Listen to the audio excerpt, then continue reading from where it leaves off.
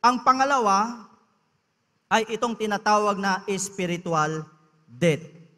Ang spiritual death ay separation from God. Pag sinabing separation from God, mga kapatid, hindi kasama ang katawan nito.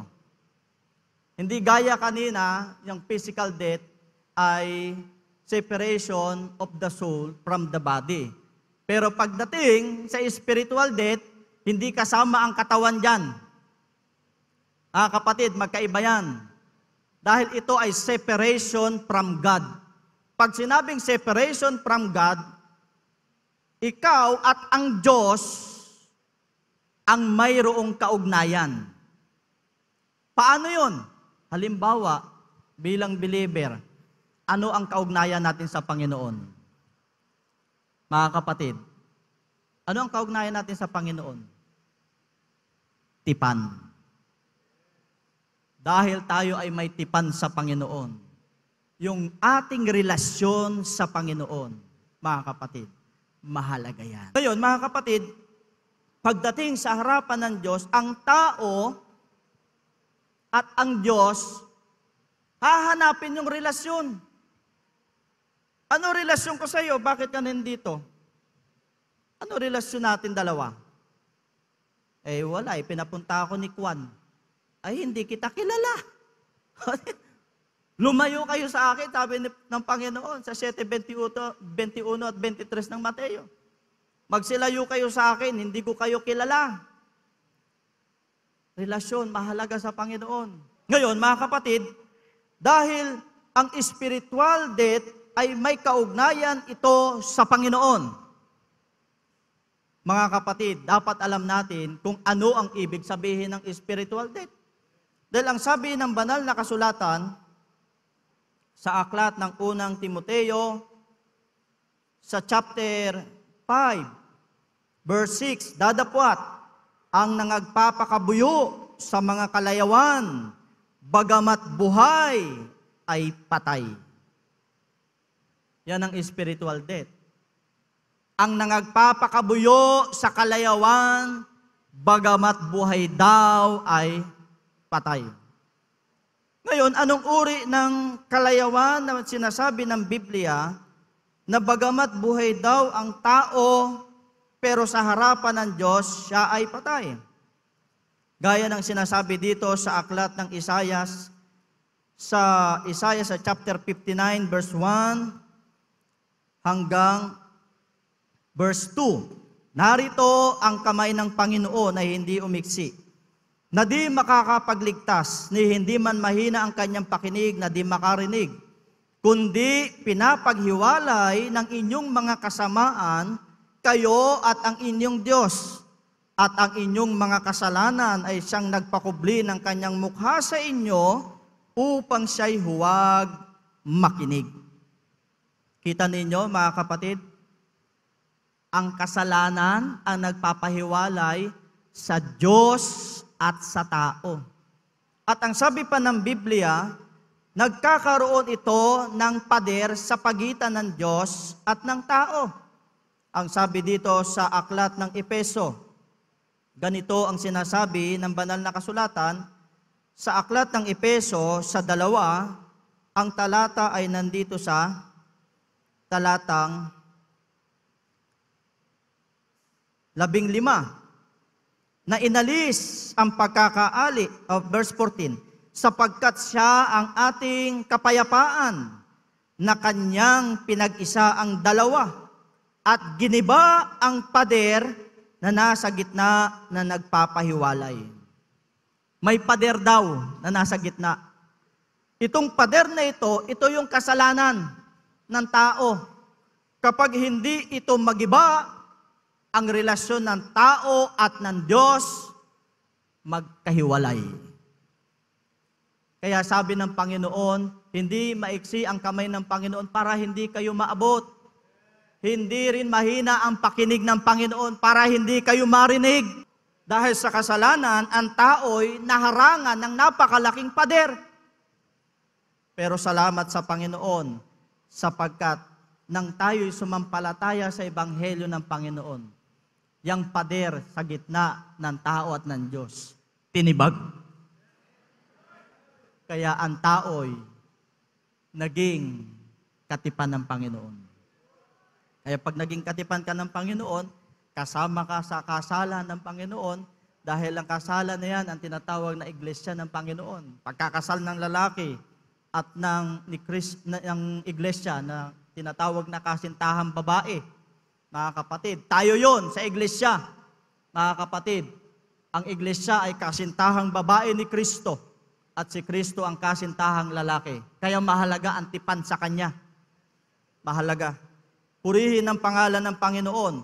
Ngayon, sinasabi ng banal na kasulatan na ang ibig sabihin pala ng spiritual death ay paghiwalay ng tao sa Diyos dahil sa kasalanan. At mayroon sinasabi ang ibang mga paniwala, mga kapatid, na itong tinatawag na paghiwalay ng tao sa Diyos sa pamamagitan ng kasalanan ay ito yung tinatawag nilang, kung tawagin ito ay literal. Mga kapatid, literal daw yan. Hindi po literal yan. May mga talata sila sa Biblia na binabanggit. Ang halimbawa niyan dito sa aklat ng, ganito ang sinasabi ng Biblia. Sa aklat ng Genesis, sa chapter 2, verse 16 hanggang 17. Ganito ang sinasabi ng Biblia. At iniutos ng Panginoong Diyos sa lalaki na sinabi, sa lahat ng punong kahoy sa halamanan ay makakakain ka na may kalayaan. Dadapwat sa kahoy ng pagkakilala ng mabuti at ng masama ay huwag kang kakain. Sapagkat sa araw na ikaw ay kumain, yaon ay walang pagsalang, mamamatay ka. Yan ang kanilang talatang pinangahawakan. Physical death daw yan. Yan yung ibig sabihin spiritual death at physical death, isa lang daw yan sa Panginoon. Mga kapatid, ito ang spiritual na kahulugan na sinasabi ng Panginoon kay Adan. Bakit spiritual pa rin yan na kahulugan?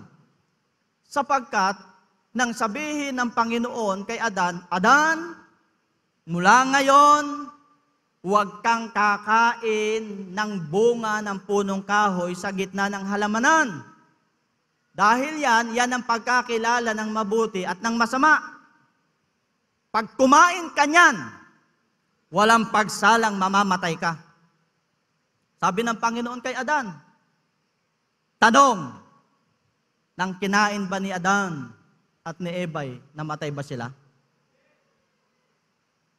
Di ba hindi?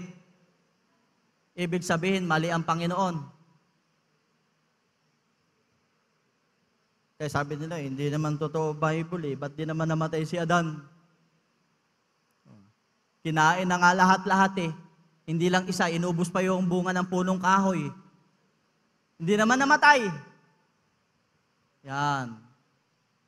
Kaya sa spiritual na kahulugan, mga kapatid, ang tinutukoy ng Panginoon dito, yung relasyon ng tao at ng Diyos. Bunga ng iyong pagsuway, pagdating sa Panginoon, patay ka. Sumuway ka kaya tingnan ninyo, nang si Adan ay nagkasala sa Panginoon. Ano ang naging resulta? Pinalayas ng Panginoon. Yung relasyon ng Panginoon sa tao. Dahil sa kasalanan, pinatay ng Diyos ang relasyon. Hiwalay kung hiwalay. Kaya tuloy, ang tao, napahiwalay. Na-separate siya. Kaya nga ang tawag dyan ay death separation. Naibukod siya, doon ka sa mga taong makasalanan. Wala na tayo. Break na tayo. Yan ang nangyari, mga kapatid. Sabi nila, hindi, literal yan. Kahit gawin nating literal. Sige, gawin nating literal. Walang contradiction sa Bible. Pag ang Bible may contradiction, mali relihiyon mo. Mali pananampalataya nyo pag may contradiction ng Bible. Ang Bible walang contradiction, mga kapatid. Ngayon, gawin nating literal. Kahit sa literal, sinasabi nyo literal, sige, gawin natin literal. Ano sabi ng Bible?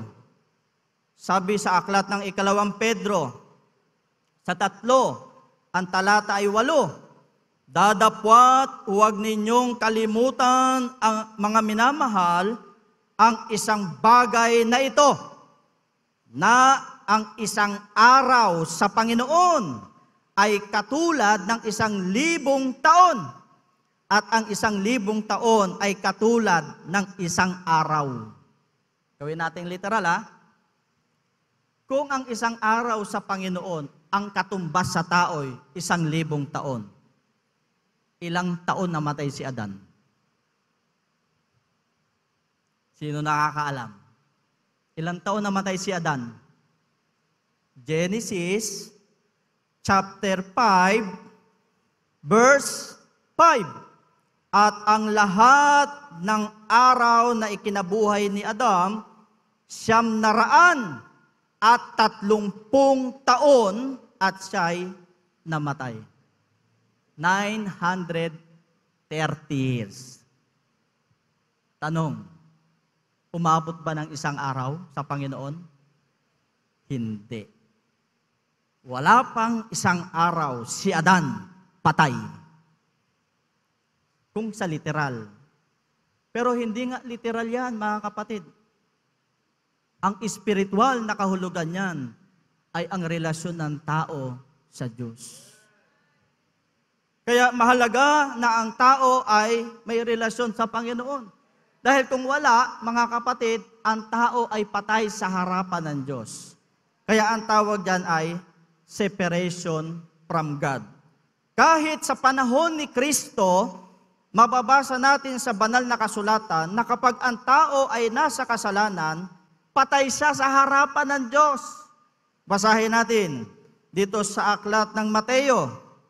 Sa aklat ng Mateo, sa 8, ang talatay 21 hanggang sa talatang 22. At ang isa naman sa kanyang mga alagad ay nagsabi sa kanya, Panginoon, tulutan mo muna akong makauwi at mailibing ko ang aking ama. Dadapat sinabi sa kanya ni Jesus, sumunod ka sa akin. Pabayaan mong ilibing ng mga patay ang kanilang sariling patay. Ano sabi ni Jesus? Sumunod ka muna sa akin. Hayaan mong ilibing ng mga patay yung kanilang sariling patay.